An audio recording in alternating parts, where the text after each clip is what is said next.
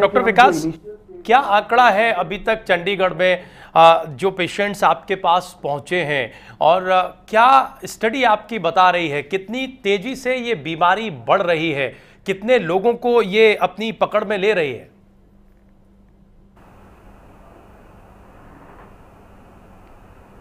जी हाँ, अब actually awareness levels भी अब जैसे जैसे इंक्रीज हो रहे हैं तो लोगों को पता चल रहा है कि जो ये डिज़ीज़ जिससे वो सफ़र कर रहे थे ये किसी और कारण नहीं है या कोई एक नॉर्मल सा फिनोमिनन नहीं है। वो इनफैक्ट एरिथमा बिगनिस सेकेंडरी टू लैपटॉप्स है। तो अब इसकी केसेस अभी और भी पेरेंट्स भी ज़्यादा कॉन्शियस हो गए हैं और वो अपने बच्चों को दिखाने भी आ रहे हैं। कॉर्पोरेट सेक्टर के लोग भी अब आ रहे हैं। इसमें बहुत इम्पोर्टेंट ये रहता है कि क्योंकि अगर ये एक बार फाइनल स्टेज पे पहुंच जाता है तो उसमें एक लाइफस्टाइल में ही चेंजेस आ जाती हैं, क्योंकि थोड़ा सा भी स्पोर्ट्स की एक्टिविटीज़ या थोड़ा सा एक्सर्शन कर लेंगे, पसीना वहाँ पे आ जाएगा, तो उसमें फिर रिकरेंट फंगल और बैक्टीरियल इन्फेक्शंस भी उस जगह पे ज़्यादा होना शुरू हो जाते हैं। डॉक्टर विकास, क्या ये जो बीमारी है एरिथमा बिगने, हम इसे केवल एक स्किन डिजीज़ माने या फिर इसकी शुरुआत भले ही स्किन डिजीज़ के तौर पर होती हो लेकिन इसका अंजाम बड़ा भयानक होता है और ये कैंसर तक में तब्दील हो जाता है? क्या ये जो बात कही जा रही है ये सही है? क्या ये केवल स्किन डिजीज़ है या उससे कहीं बढ़कर खतरनाक है?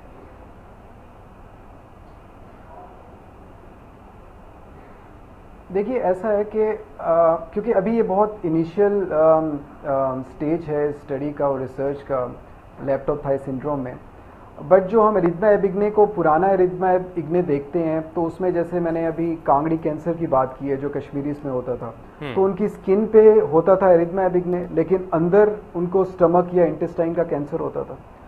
तो ये सिर्फ स्किन तक सीमित नहीं है, अंदर के ऑर्गन्स को भी अफेक्ट कर सकता है। और थाइस के आसपास क्योंकि जेनिटल ऑर्गन्स हैं तो स्पेशली जो प्रेग्नेंट फीमेल्स हैं उनको ज़्यादा ध्यान रखना चाहिए, क्योंकि वो रेडिएशंस और थर्मल एस्पेक्ट कहीं ना कहीं वो अफेक्ट कर सकता है।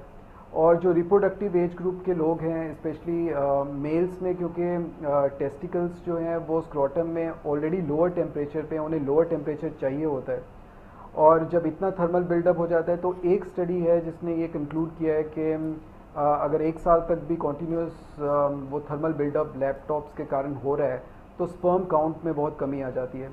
तो इंटरनल अभी और जैसे जैसे स्टडीज़ और रिसर्च और बढ़ेगी तो और नई चीज़ें पता चलेंगी, पर जो पुराना अभी तक रिसर्च रहा है जिसमें तो इंटरनल कैंसर्स भी डिटेक्ट हुए हैं, जब बाहर की त्वचा पे सिर्फ एरिथमा बिगने है तो अंदर के ऑर्गन्स पे भी इफेक्ट सामने आया हुआ है। डॉक्टर विकास, क्या ये बीमारी पूरी तरह से क्यूरेबल है? इससे डरने की कितनी जरूरत है?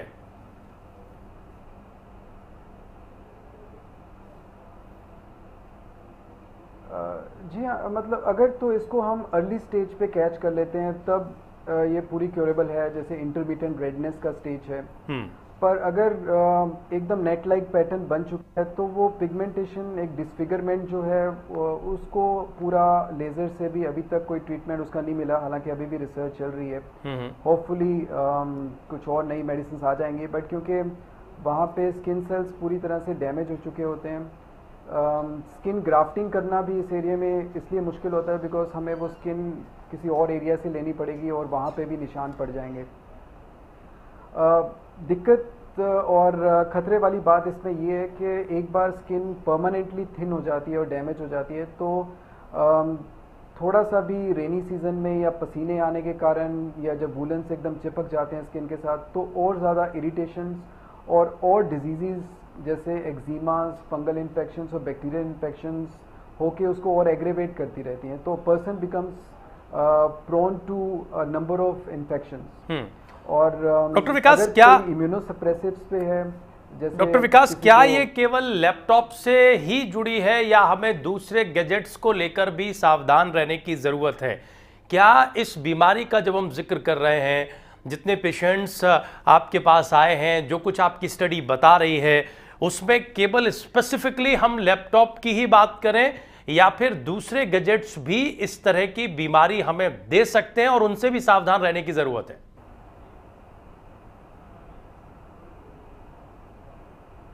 जी हाँ, बिल्कुल। आई मीन कोई भी जो गैजेट है जो इतना थर्मल बिल्डअप कर देगा और वो हमारी स्किन के साथ डायरेक्ट कांटेक्ट में है, तो वो सिमिलर चीज़ कर सकते हैं। लैपटॉप्स का इसलिए ज़्यादा था बिकॉज लैपटॉप्स का नाम ही रखा गया ऐसा कि लैब्स पे रख के काम करने का, उसमें डिफरेंट तो लोग अपने लेजर मूड में या जब घर पे हैं शॉर्ट्स पहन के या स्कर्ट्स के ऊपर अगर डायरेक्ट स्किन पे लैपटॉप रख के काम करते हैं, क्योंकि जैसे जैसे स्मॉलर लैपटॉप्स आ रहे हैं और जो जिनका इनफैक्ट जो अब नए लैपटॉप्स आ रहे हैं वो उनका चेसिस उतना ही थिन है, तो जितने और पतले लैपटॉप आ रहे हैं और छोटे लैपटॉप आ रहे हैं तो वो और कंफर्टेबली लोग अपने थाइस पे पोजीशन कर लेते हैं अपनी स्किन के ऊपर, तो उनके इफेक्ट ज़्यादा आ रहे हैं। हालांकि और भी गैजेट्स डेफिनेटली वो सिमिलर रिएक्शन क्रिएट कर सकते हैं, बिकॉज एरिथमा एबिग्ने जो है वो अभी तक तो बाकी हीट सोर्सेज से था, लैपटॉप तो एक जस्ट न्यू एडिशन हुआ है, तो इसको एक लैपटॉप थाई सिंड्रोम एक टर्म यूएसए में भी और यूके में भी और अब इंडिया में भी अब केसेस नज़र आने शुरू हो गए हैं, पर और भी गैजेट्स बिल्कुल सिमिलर कर सकते हैं। ये आप हमारे साथ, क्योंकि ये तो हमने बात की बीमारी की, अब सवाल ये है कि इससे बचें कैसे, इसका इलाज कैसे हो। हमारे प्रदेश में, हमारे देश में कौन कौन ऐसे सेंटर्स हैं जहां इस बीमारी का इलाज मुमकिन है। डॉक्टर विकास शर्मा चंडीगढ़ से लगातार हमारे साथ जुड़े हुए हैं। हमारे साथ दिल्ली में skin specialist, cancer specialist doctor Sachin Maurya भी जुड़ चुके हैं। आप फोर्टिस हॉस्पिटल से ताल्लुक रखते हैं। डॉक्टर सचिन, ये जो बीमारी है जिसका हम जिक्र कर रहे हैं, जिसके बारे में ये कहा जा रहा है कि अगर आप लैपटॉप को अपनी थाई पर रखते हैं तो पहले स्किन डिजीज शुरू होती है और ये डिजीज कैंसर तक भी जा सकती है। इस बीमारी को आप कैसे दर्शकों को आम भाषा में समझाएंगे? एक आम दर्शक कैसे इस बीमारी को समझे, डॉक्टर सचिन? वैसे इस बीमारी का जो नाम है, असली नाम है टोस्टेड स्किन सिंड्रोम बोलते हैं। जैसे हम किसी टोस्ट को सेकते हैं तो सेकने के बाद वो जो टोस्ट होता है हार्ड हो जाता है, तो उसी तरह से हमारी स्किन भी जब ऐसी हीट मिलती है तो उससे सेक कर लाल हो जाती है और इसको हम लोग टोस्टेड स्किन सिंड्रोम बोलते हैं। और ये चीज़ उन लोगों में पाई जाती है बेसिकली जो ज़्यादा समय तक हीट वाले एनवायरनमेंट में काम करते हैं। जैसे लैपटॉप बहुत देर तक जो कंप्यूटर ऑपरेटर्स रहते हैं या मतलब जो MBAs होते हैं और कंप्यूटर सॉफ्टवेयर इंजीनियर होते हैं, वो लोग मतलब अपना लैपटॉप को थाइस पर रखकर यूज़ करते हैं, खासतौर से जब वो ट्रैवलिंग कर रहे हो। हाँ, जब वो ट्रैवलिंग करते हैं, या बहुत से लोग रात भर उसको रख के चैटिंग करते हैं उससे। तो चैटिंग करने के टाइम भी अगर बहुत लगे 2 साल 3 साल कंटिन्यूस हम लोग चैटिंग करते हैं जी। तो इसके चलते क्या होता है कि वो एरिया होता है नीचे वाला वो रेड हो जाता है। रेड होने के कारण वहां पर फिर धीरे धीरे चेंजेस आते हैं बर्न वाले, और फिर वो कुछ समय बाद जैसे अराउंड 4 5 6 साल 10 साल के बाद वो स्किन कैंसर में कन्वर्ट हो जाते हैं। उसको बोवेन्स डिसीज या स्क्वामस सेल कार्सिनोमा भी बोलते हैं। डॉक्टर साहब, कितना खतरनाक हम इसे माने, इस बीमारी से कितना डरने की ज़रूरत है, हमें कितना अवेयर होने की ज़रूरत है? क्या ये एक नॉर्मल स्टेज पर रह जाती है, स्किन डिजीज़ तक ही सीमित रह जाती है, या वाकई ऐसे केसेस हैं जो शुरू भले ही स्किन डिजीज़ से हुए हों लेकिन वो कैंसर तक गए हैं? देखिए, अगर जैसा है कि अगर इसका एक्सपोजर ज़्यादा नहीं है, 6 महीने तक 7 महीने आप कंटिन्यूस कर रहे हो और बीच में ब्रेक दे देते हैं तो इतना घबराने वाली बात नहीं है। पर आपका काम डेली का है, रोज का है, और आप सोचते हैं कि मैं रोज ऐसे ही काम करूंगा, अगर तो इसके चलते अगर ज़्यादा लंबे समय तक करने से कोई टाइम फ्रेम हम दे सकते हैं कि भाई 2 साल 3 साल या 5 साल से आप ऐसा ही कर रहे हैं वो तो ये बीमारी आपको हो सकती है? या जी, टाइम फ्रेम हम इसलिए नहीं दे सकते क्योंकि इसका यूसेज कितना है। जैसे आप एक दिन में 2 घंटे यूज कर रहे हो या मतलब 10 घंटे यूज कर रहे हो। जैसे सबसे ज्यादा ये वाली बीमारी आप चाहें तो उसमें भी जो कुक्स होते हैं, कुक्स में भी ये वाली बीमारी देखने को मिलती है। कुक्स होते हैं, गोल्ड स्मिथ होते हैं, जो सुनार होते हैं, उन लोगों में भी ये बीमारी काफी देखने को मिलती है। अच्छा, ये जिस बीमारी का हम जिक्र कर रहे हैं एरिथमा एबिग्ने, डॉक्टर साहब, क्या लैपटॉप थाई के सीधे कांटेक्ट में आता है? जो गर्मी प्रोड्यूस होती है लैपटॉप से वो सीधे थाई के कांटेक्ट में जाती है, इसलिए ज़्यादा खतरनाक है? कुक्स की आपने बात की, सुनारों की आपने बात की, वो फिर भी थोड़ा डिस्टेंस होती है जहां वो हीट ले रहे होते हैं। जी, लेकिन वो हीट का प्रभाव जो होता है, जैसे लैपटॉप से निकलने वाली हीट बहुत देर में जाके हीट होता है, और जो कुक्स बोलते हैं बिल्कुल डायरेक्ट हीट होती है उनकी, तो उसमें क्या होता है कि जैसे ये लोग सुनार वो लोग भी ज़्यादा प्रोन होते हैं। हम लोगों को कहना चाहिए जो लोग लैपटॉप यूज़ कर रहे हैं उनसे ज़्यादा प्रोन वो लोग होते हैं, ठीक है, बेसिकली। और लेकिन ये होता है कि ज़्यादा लंबे समय तक चलते हैं तो उन लोगों में ज़्यादा देखने को मिलनी चाहिए ये वाली बीमारी। अच्छा, हम एक अंदाज समझना चाहते हैं कितने दिनों में कैंसर फाइंड आउट हो जाता है? देखिए, अगर आप पिछले 3-4-5 साल से ऐसा ही कर रहे हैं। जी देखिए, मतलब कैंसर जो कैंसरस चेंजेस होते हैं, सबसे पहले क्या होता है, स्क्रूटनी होती है। अगर हम लोगों ने सबसे पहले जाके दिखाया है कि डॉक्टर साहब मेरा लाल लाल हो रहा है जांघ पे, तो दिखाते हैं, तो उस टाइम ये कंट्रोल हम लोग इसको कंट्रोल कर सकते हैं इस स्टेज को। अगर कुछ टाइम बाद ये बिल्कुल ब्राउनिश ब्लैक तरह से हो गया और काफ़ी लंबे समय तक हो गया, तब इसकी हम लोग बायोप्सी करते हैं,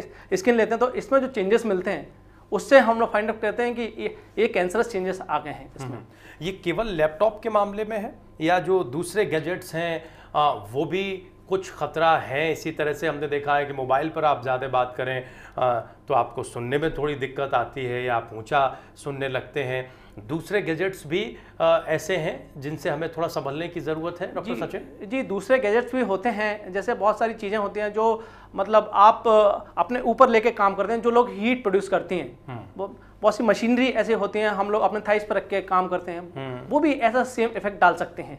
यानी केवल लैपटॉप की बात नहीं है। हाँ। डॉक्टर विकास हमारे साथ जुड़े हुए हैं। डॉक्टर विकास शर्मा ने ये पूरी स्टडी की है जिससे ये आंकड़े भी सामने आए हैं। डॉक्टर विकास, बीमारी पर हमने काफ़ी बात कर ली, अब सवाल ये है कि बचें कैसे? क्या केवल अवेयरनेस और सही तरीका हमें आना चाहिए गैजेट्स को यूज़ करने का, या कोई और भी दूसरी वजह आप समझते हैं? जब भी आप लैपटॉप या इस तरह की कोई चीज़ यूज़ करें, आप उसे टेबल पर रखें, उसे बॉडी कांटेक्ट में न लेकर आएँ, यही एक सावधानी है, या आपकी स्टडी में कुछ दूसरी चीज़ें भी निकल कर सामने आई हैं इससे बचने की?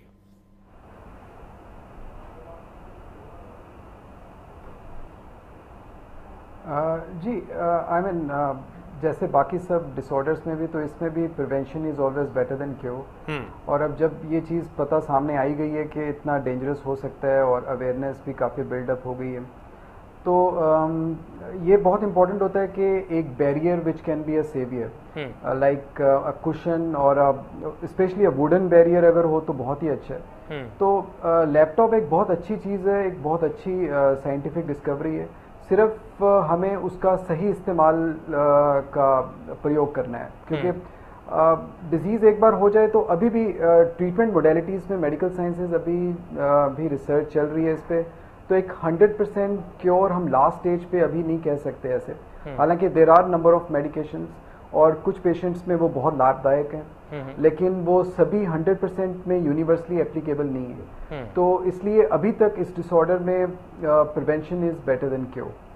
डॉक्टर सचिन, ये बीमारी अगर आपको हो जाती है, बर्निंग स्पॉट्स आपको पड़ जाते हैं अपनी जंघा पर, आपकी थाई पर या किसी दूसरी जगह, कितना ये क्यूरेबल है? और क्या वो स्पॉट्स पूरी तरह ख़त्म हो जाते हैं या वो निशान बने रहते हैं? जी, ये बिल्कुल क्यूरेबल है। इनिशियल स्टेजेस में होता है तो काफ़ी सारी क्रीम्स मिलती है, इमोलिएंट्स होते हैं, मॉइस्चराइजर होते हैं, उन क्रीम के जरिए हम लोग इनको खत्म कर सकते हैं।